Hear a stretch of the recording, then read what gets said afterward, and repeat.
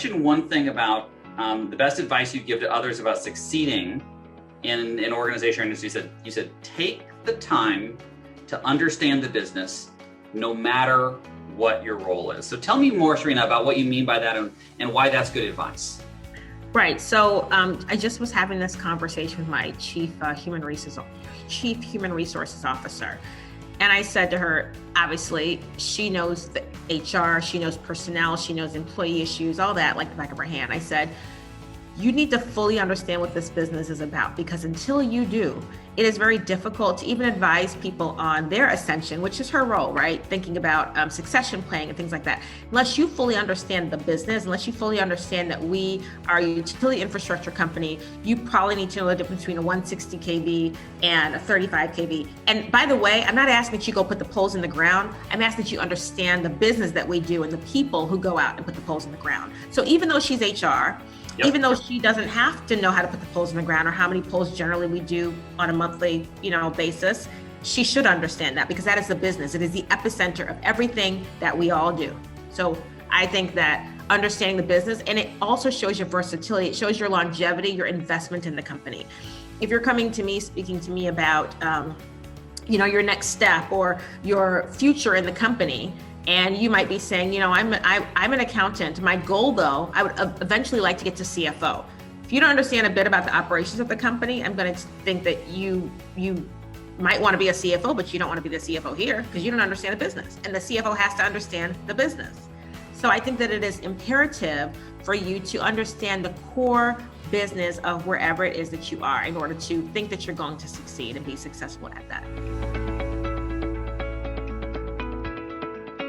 Just to advocate for myself, I'm not going to share my screen, but I will read to you my messages to Florian, our CEO and my boss, yesterday. Hi, I'm struggling a bit. Okay, next message. Okay, actually quite a lot. I'm having trouble with all these different things. And then kind of said, look, I'm having a hard time with these things. I need your help on prioritizing them. It's not that I can't do them or don't want to do them, obviously. It's just I'm just having a really hard time right now. That was yesterday at noon. I think that kind of openness and vulnerability also builds trust, which is really the currency for how we work at Dataiku. I think that it's at least for me, and given the relationships I have with others, that's often the relationship that I seek to build, is that honest and transparent and vulnerable one, or one which is accepting of vulnerability. And then that leads to this relationship of trust, which ultimately I think is a good basis. How do you balance your life, your work responsibilities, and family? Well, it's a part of it is like you just do, right? And it's just like some of it is just the forcing mechanism of just like kids are there, they need what they need, work is there, and it needs what it does. I try as best I can to sort of like box those. The lines are a lot blurrier right now than they have been in the past. But the important things for me from a balance perspective is to say like, okay, balance doesn't mean that in every day I have a chunk of time with my kids and a chunk of time at work and a chunk of time to go like exercise and be by myself or whatever. Like balance is in aggregate, for those, I'm a huge like sort of like workout fanatic, right? Historically, I've worked out like twice in 7 months since the kids came, right? My gym is on the other side of this wall mocking me every day. But like, you know what? Like that's not the piece of the balance that I get to have right now. And that's just is what it is. And so every once in a while I get half an hour and I take it. Great. And I'm accept that that's what balance looks like today. And a year from now, 2 years from now, that'll be different, hopefully not, it doesn't take that long, but right, like I get back to where I have time for myself, or my wife has time for herself. There are days where I spend, like 14 hours here locked away in my office, just cranking away at work. And then there's days where, I put the phone away, I put the computer away, and I focus on the family. And so like balance really has to just acknowledge and understand, like, on a week-to-week, on a month-to-month basis, what does this look like? And how do I sort of, focus on doing what I'm doing for who I'm doing it for right now? Right. And not try to be like, What else am I doing? I've got a bunch more questions, but we got one in the chat I'm going to pick up because it's very relevant to what we're talking about. Is, how do I ask my manager to explicitly tell me where I need to improve? Sometimes it helps to hear it from someone else. And so again, that explicitness and that directness, how do you kind of coax that out of a manager? So what I would say, understand the context. Is it just not random, but a non-timeline specific request or a pivot?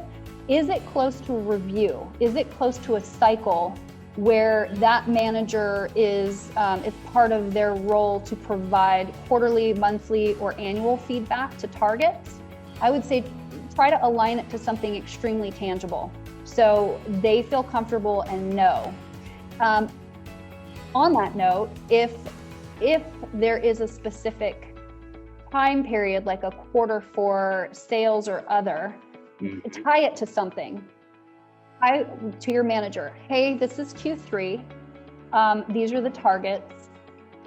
I would love some feedback from you if there are areas that I could be improved. So you're doing that lead in again, you're being specific, and then you're asking the specific question. And ideally do it in a time frame where it's aligned to when your manager is going to need to provide you feedback anyways.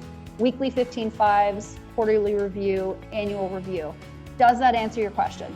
Framing the specific questions. Again, I think we hear from employees again and again, they'll just say, do you have any feedback?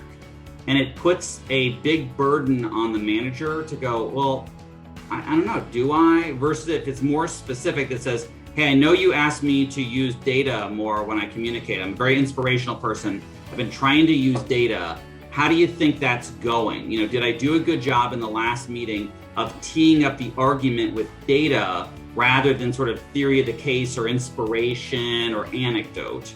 That would be something that if someone came to me, I could be very specific in how I responded, versus if it's like general feedback, I would kind of need to kind of just do an entire assessment of everything, and it puts a lot of work on me. I took the course. Does it mean I'm staying up an extra hour a night for a few weeks? Yes, but I feel really good. I am learning. So I think courses, conferences, webinars, those types of things where the world is not looking at you feeling stupid, those are always helpful. So I call that investing in yourself. Perhaps your company will take on that cost, or sometimes I call it, again, self-investment.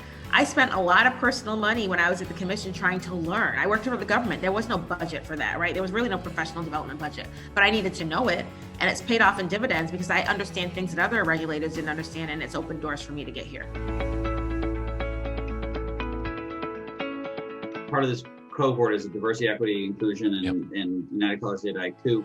So even as a tall, straight, white guy, you struggle with feeling like you don't belong. Yes. Did I get that right? Yes, that's right. And then I'll add on another layer of guilt of, wait, but you shouldn't feel like that because you're a tall, straight, white guy as well, right? And so it's like this never-ending cycle of, no, you don't belong. No, you don't have the right background. You're too young for the job. You've never done this before. And so, yes, even as somebody who looks exactly like the person who should be doing, or who typically is doing this job, not should, but who is typically doing this job, who has every privilege behind them to get into the position that they're in. Still, yes, there's the constant, self-doubt, at least for me. I mean, maybe some other people don't suffer from that quite so much. I'm not sure that I want to stop, though.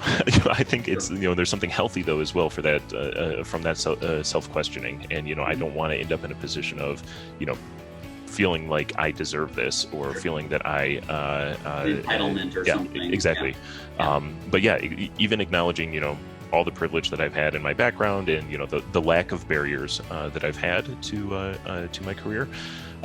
Yeah, I mean, I can tell you every day, like it's a struggle to feel that you're legitimate. Well, and I think there's 25 people on this mentoring session right now, and my guess is, and put a +1 in the chat if you can relate to that sense of questioning, do you belong? I certainly can tell you that I do. I'll put a +1 right there. Just that that sense of, and maybe it's not every day or every moment, but I think that it's a very universal and human thing, and sometimes our demographics can make that more extreme, or the consequences of that, more severe, right? Because people's psychological safety and well-being and physical safety, all of that can be at risk. Right. There's certainly a lot of people that certainly can relate. One of our pillars as well is around advocacy. So we really encourage and work with our members on how to advocate for ourselves. Management's advocating for us and advocating for other people. So when it comes to that, do you have any thoughts, any tips, any approaches that you have in terms of how to advocate for yourself and others? So the thing that, the biggest thing for me about advocacy is knowing what matters to the people you're trying to advocate to, right? And so that's the key sort of thing is it's the give and take of, okay, so I want, my boss to notice me, or I want this person in this other department to notice or recognize my contributions. What matters to them, right? And so that's your wedge, right? That's how to start to get the recognition of saying okay, what's going to make them successful? How do I make sure that they're recognizing my contributions to what they're trying to do and be successful with? And, once that is sort of seen and you've established that foothold, then that's how you start to blow it out. And then you start to say, hey, I know that you're trying to make this deal. This was this question. This was this piece that I came in to help you guys on. And did you recognize that? And they sort of go, oh yeah. Then that starts to go, hey, by the way, did you see all this other stuff that I did that wasn't quite on the radar there? But it's you have to have that starting point with somebody, and it's figuring out what that toehold, that wedge is. It's what matters to them and what they need done, not what you think needs to be done. A quick follow-up on this idea of the trusted advisor. You mentioned sort of a mentor, sponsor, or coach. Tell me a little bit about this idea of what a trusted advisor is, and why should people want to have one? So I will talk about the coach, the mentor, and the sponsor, because it is the best thing that I think I've ever learned professionally. A coach is someone who speaks with you, right? A coach can be a peer, it could be someone in your organization or outside, someone at your same level, but it's that person who, when you go to respond to your manager with a crazy response to their crazy email, that they say, don't send that. That is what a coach does, right? They say, get your mind right, you should not press send. Or they say, you know what, it's gonna be okay. You can tell them, you can ask them the dumb questions. It's okay to say, I have a dumb question. And they're like, hit me with it. That's what a coach does, right? You need those people because you cannot go to everyone with everything, right? That's a coach, somebody who speaks with you. A mentor is someone who speaks to you. It can be in your organization or outside your organization, but they're talking to you about how to ascend in your career. They're giving you professional development advice. They're telling you how you could grow. They're helping you, right? Build your executive presence, build your confidence, build your courage, your commitment, all of that wonderful stuff. That is what a mentor does. They talk to you. Now, a sponsor, and that is the thing that people leave out the most, particularly women and minorities. They'll be mentored to death. They'll have 99 mentors, but not one sponsor. And it's all for naught if you don't have a sponsor. Remember, coach speaks with you, mentor speaks to you. A sponsor speaks about you when you're not in the room to speak about yourself, because they have the influence that you do not have. And that is somebody in your organization. And a sponsor is not somebody that you walk up to and say, will you sponsor me? Your work speaks for itself. They have identified you, they've observed you, they've decided themselves that they want to use their political capital on you, and they're going to promote you behind closed doors while you're not there to do it for yourself. That's a sponsor. And that's why it's so important to have those three buckets filled. You got to have the people you can just ask anything to, you can just say anything to, that will tell you, don't send that because I want you to have a job tomorrow, right? The mentor is the person that's going to mold you a little bit. They're going to get you ready for that sponsor to identify you and move you on. But you've got to have each of those things, and you can't be successful unless you have each of those things. If you've got someone that you want to have maybe sponsor you, see what they're up to and help them out. They're running a new initiative, offer to be one of the team leads on the initiative.